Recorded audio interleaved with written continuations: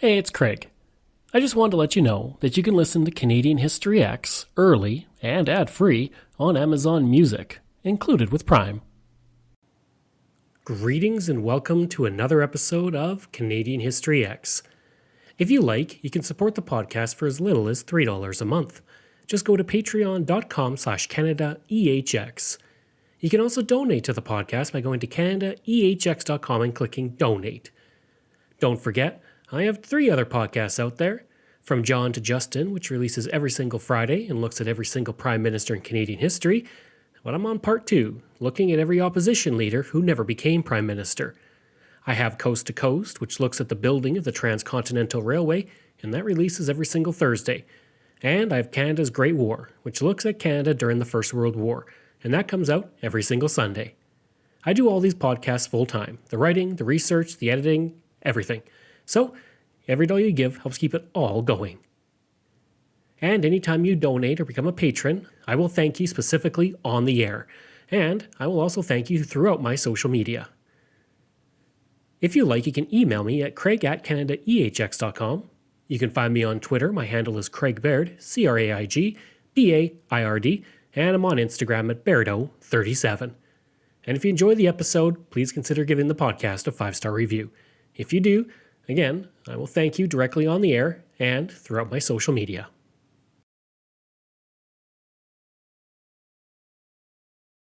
For centuries, the Indigenous would move through the area of what would be Blind River, fishing and following wildlife along the North Channel. The area was primarily the land of the Anishinaabe and the Mississauga, and the Mississauga River was also rich in sturgeon and provided the Anishinaabe a quick route deeper into the future province of Ontario, where game was plentiful. One river, near the mouth of the Mississauga, would earn the name of Penawapakong, which translates as smooth rock or sloping. That river would receive a new name when voyageurs arrived. They would call it Blind River, as the mouth of the river was not visible along the canoe route.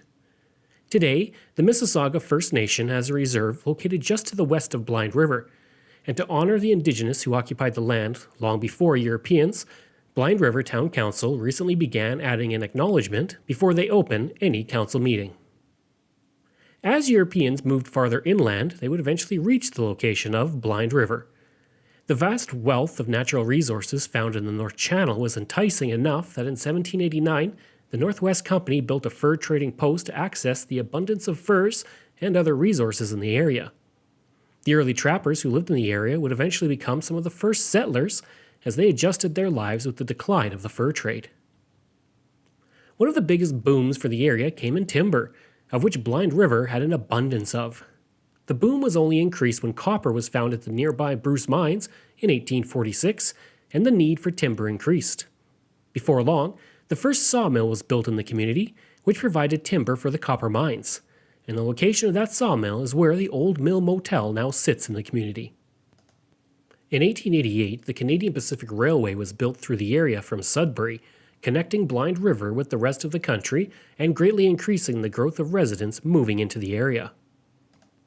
Around the same time, a training college for Jesuit priests would operate out of a building in the downtown core of future Blind River. That college would eventually close, but the building would continue to stand and operate as several butcher shops and a grocery store. Today, it is one of the oldest buildings found in Blind River, and it's worth checking out if you're in the community. In 1895, the Grandview Hotel opened in the community, becoming the first major hotel for Blind River. The hotel had a bowling alley, restaurant, pool room, and barber shop. And while that hotel would burn down in 1916, a restaurant would eventually be built on the site. Today, the 17 restaurant is located there, and it's the longest-running restaurant in Blind River, and likely the entire area. By 1906, Blind River had become a town, and a second sawmill was built where the Blind River Marine Park is today. The timber industry only increased from this point as Blind River provided the timber needed for Canada as the population began to soar. The Carpenter Hicks and Company built a sawmill in 1929, producing 89 million board feet of lumber that year, and the mill would continue to operate for 40 years, eventually becoming the largest white pine sawmill east of the Rockies. Its capacity was listed at 120 million board feet of lumber per year, although it never did reach that number in its history. Around 1912, there was talk of changing the name of Blind River to, and I'll do my best to pronounce this, Rivière à l'Aveugle. On February 29th of that year, a flurry of telegrams arrived at the office of Postmaster General Pelletier, criticizing the name change. The Postmaster General was surprised to learn of the name change, which was apparently going into effect on March 1st. As it turned out, the name was simply the French name for Blind River, and was not intended to be the new name of the community. The department had received complaints that letters addressed in French had been returned with a note that no such place existed. The Postmaster General then gave orders that all such letters be delivered to Blind River. Through an error in the department, this was interpreted as instructions to change the name of the town, but that was not intended. The year 1916 would be a very tough year for Blind River when it was hit by not one, not two, but three devastating fires. The first fire was relatively small and it only destroyed a few buildings, but it would get much worse from there. On August 1st, 1916, a fire began that would completely reshape the downtown core of Blind River. It was not known how the fire broke out, but it began in a store, and by the end of the evening, the entire business section of the town was in flames. The only buildings that remained on Main Street were 3 stores at the far end. And the fire brigade did its best to fight the fires, but high winds spread the fire too quickly. Destroyed in the fire were the post office, church, Royal Bank, 3 law offices, a barber shop, a hardware store, a doctor's office, the office of the local member of the legislature, and a grocery store. Damages were pegged at $15,000 or $325,000 today. On October 21st, another fire struck when flames spread from either a stove or a cigarette dropped on the floor at the Casino Opera House. This fire quickly spread as citizens and the fire brigade did their best to fight the fire. Despite their best efforts, 4 businesses and 2 homes were completely destroyed. The Casino Opera House, valued at $8,000, was completely destroyed, and in all, $20,000 in damages occurred. In 1928, with the community riding high from the lumber industry, council decided to splurge on a new sewer and water system. Unfortunately, the Great Depression hit only 2 years later, followed by the shutting down of the biggest mill in 1931, which would remain closed for 4 years. By 1935, the town was bankrupt and $300,000 in debt, or $5.8 million today. The mill would open back up that same year and employ 300 people, but the town was in for some rough years. Why do I bring this up? Well, you will see why in just a little bit, as the town would see its fortunes completely change and experience a rebirth rare in Canada. In 1948, an iconic part of the community would be lost when fire tore through the Mississauga Island lighthouse near Blind River. Foster Morris, a disabled First World War veteran, and his wife were asleep when the fire broke out. The smell of smoke woke up Foster, and he found the light was out and clouds of smoke were pouring out of the entrance of the tower. He woke up his wife and they attempted to fight the fire. By midnight, people in Blind River noticed the fire and soon arrived to fight it, but to no avail. The lighthouse would be completely destroyed, and the lighthouse had been built in 1876 and was an iconic part of the landscape in the area. Things began to decline in the community by the 1950s, and many wondered whether the community would survive. Old-timers in the community were calling it the hard luck town. From the 1930s to the 1950s, the community suffered from a temperamental lumbering industry and watched as businesses closed and residents moved. By the 1950s, the community was deep in debt from money spent on those public work projects in the 1920s, and the Ontario Municipal Board had taken over the financial affairs of the community. Then, a helping hand came in 1953 when uranium was discovered near the community. The first mention of this new discovery would appear in the National Post on June 20th, 1953, stating that the uranium staking rush was on at Blind River. It would report, quote, "A substantial uranium staking rush appears to be shaping up for the Blind River area. Quite a few calls have been received by the recorder from outside individuals, and there's been a considerable demand for maps." End quote. The Windsor Star would report of the discovery, stating, quote, "Blind River may yet live again. Until this spring, the once greatest timber town in Canada was slowly starving to death, starving for lack of timber. All summer, the ticking of thousands of Geiger counters has set hearts throbbing wildly, particularly those of the town's businessmen." End quote. By November of 1953, 5,500 claims had been filed in the Blind River area. Minister of Mines Philip Kelly would state, quote, "Government geologists are extremely conservative men, but figures of the mines department bear out the claim that it is a real staking rush, one of the greatest in Ontario's mining history." End quote. As hundreds of prospectors flooded into town, it was believed that Blind River was located on Canada's greatest uranium field, and $40 million worth of uranium had already been outlined, amounting to $405 million today. The discovery of uranium completely changed Blind River forever. In 1953, when the discovery was made, the population was 2,400. By 1955, the population had swelled to close to 5,000 people, and it continued to grow. Mayor Louis Berthelot had seen this change firsthand. By 1955, he was in his 11th term as mayor of Blind River, and despite being confined to a wheelchair due to the loss of both of his legs to gangrene, he was helping to guide its growth during this changing time. New housing divisions were popping up, the town had nearly paid off all of its debt, and the hospital, which had opened in 1940, was now expanding to meet the needs of the growing population. Of course, with that increase in population came problems, with some people who on a payday would flock to Blind River. According to the police chief at the time, Louis Trudeau, a typical month saw about 200 arrests on drunk and criminal charges. The Ottawa Citizen would report, quote, "Blind River block-long Main Street hums with new life. Traffic jams are almost constant. Stores are busy. Hotel rooms are almost impossible to get." End quote. A uranium mine was built soon after, and that mine led to the creation of the Blind River Elliott Lake Uranium Mining Camp. Even to this day, the uranium refinery continues to be one of the biggest employers in the community, helping to make Canada a major supplier of uranium around the world. One of the biggest news stories to ever hit Blind River occurred in October of 1957, when two men went into the Royal Bank of Canada branch and attempted to rob it.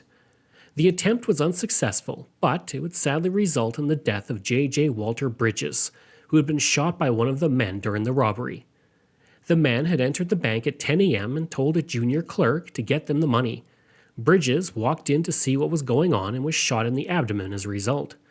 The men then ran from the building and started firing their guns as they ran down the street. Norman Solomon was standing near his car when the men told him they were taking it, and he would state, quote, "Don't shoot, just take the car, but give me my boy." End quote. Solomon grabbed his 4-year-old son and the two men took off. They would later abandon the car and fled into the bush. The Royal Bank of Canada then put a reward of $25,000 for the capture of these men. The news would spread around Canada as the manhunt continued for the two men.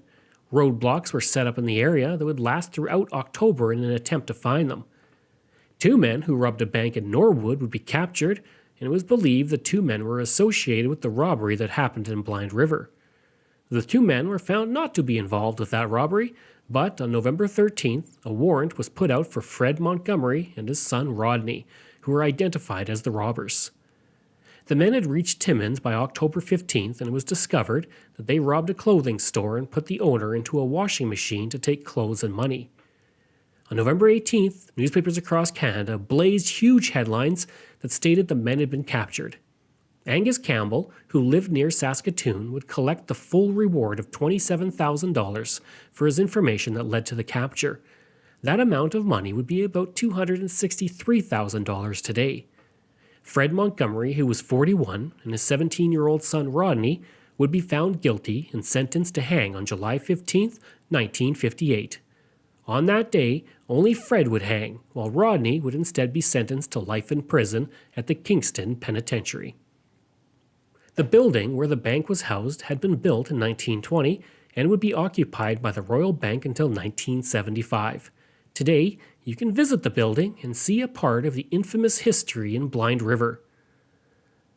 While 1957 was arguably the year of the bank robbery for many residents of Blind River, there was another big news story for the community. John Diefenbaker, soon to win the biggest majority in Canadian history to that point in the federal election, came through the community as part of an election campaign tour. There was a reason for his arrival in the community. It came down to a man named Lester B. Pearson.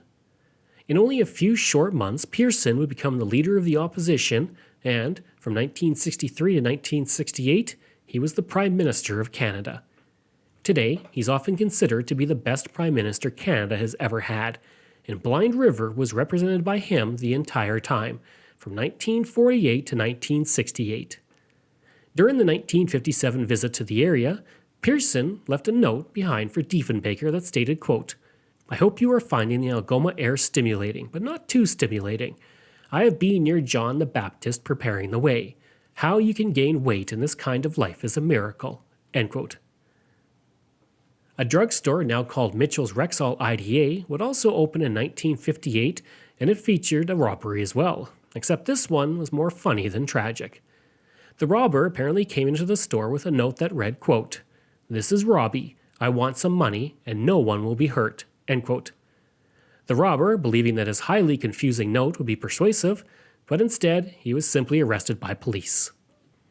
As a result of Blind River being in his home riding, Pearson would visit the community many times over the course of his career, but one of the biggest visits came on May 17, 1965. During his visit to speak to the business leaders at the Municipal Hall, he stated that he hoped for the sale of 100 million pounds of uranium to France, which would be greatly beneficial to the local economy. He would say, quote, "I think the dark, dim, dreary days of what you might call the Depression are just about over." End quote. He would also receive a cribbage board made so a tiny skunk popped up when the loser is skunked by the winner. Upon receiving the gift, Pearson stated, quote, "I've often wondered what I could do in the House of Commons when Mr. Diefenbaker is making a speech." End quote.